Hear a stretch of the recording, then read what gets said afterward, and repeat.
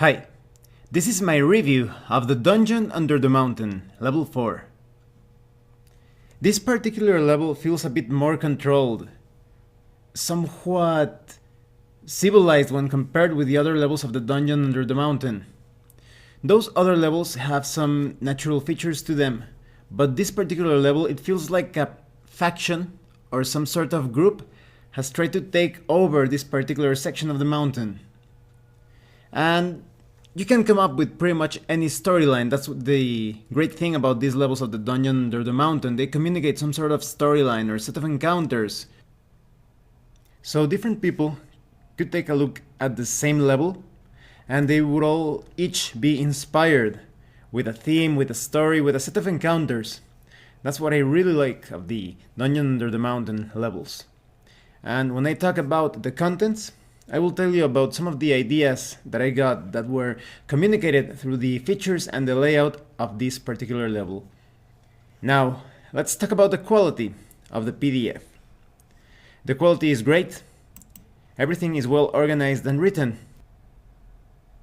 At the beginning, you have an introduction on how to use the map with the Rule the Dungeon button that you have seen in other maps of 0-1 games. This Rule the Dungeon button allows you to modify the numbers, that is, hide the numbers in the different rooms and areas. You can also hide the furniture.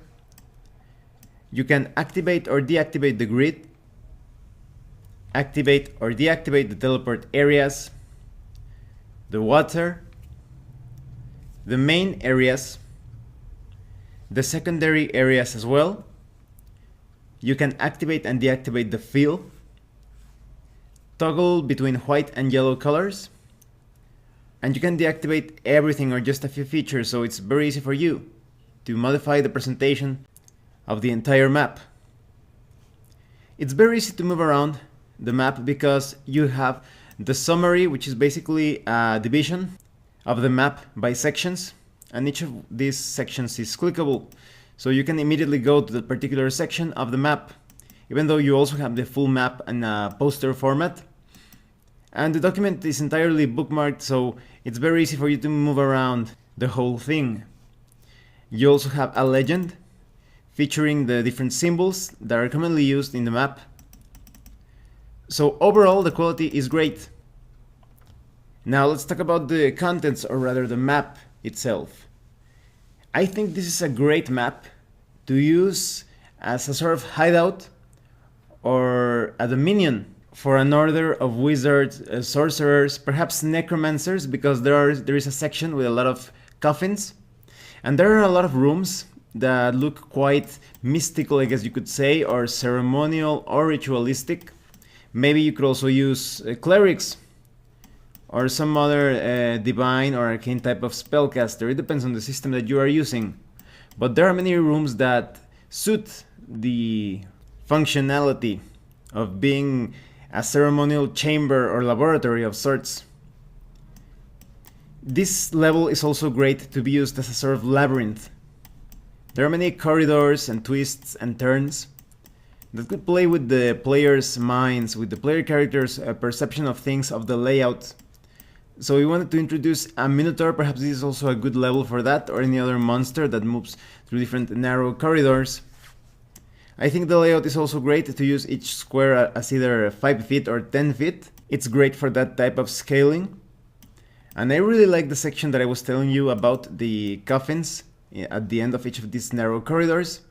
Maybe you can play around with some traps or puzzles. Maybe when player characters try to open a certain coffin, another one opens up, revealing some treasure or perhaps even an undead creature. So there are many ways in which you can play around, perhaps using curses and spells with this particular section of the dungeon. There are so many traps and interesting features that will have the characters thinking about taking their next step.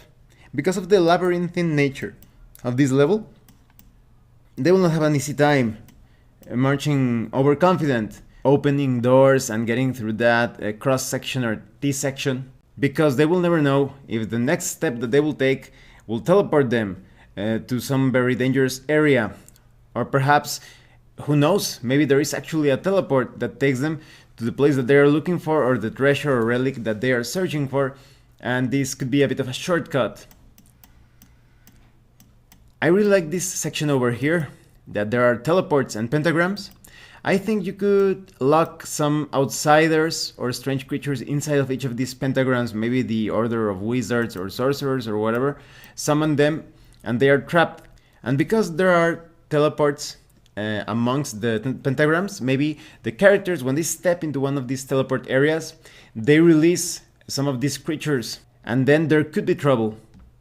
Or maybe one of these teleport sections is actually a trap, and when the characters step on it, they are teleported inside one of these pentagrams, perhaps locked inside one of the evil or monstrous creatures, and they have to fight it out in a very tight and lethal battle. Another thing that I noticed of this level is that there are no natural areas of the mountain. We have seen in other levels natural caverns or formations, but this level feels completely shaped by some sort of civilization or group, because all of the rooms follow a particular architectural style with statues and pools and different steps, secret doors, traps. So it's truly a great level to have some more organized or sophisticated non-player characters moving about.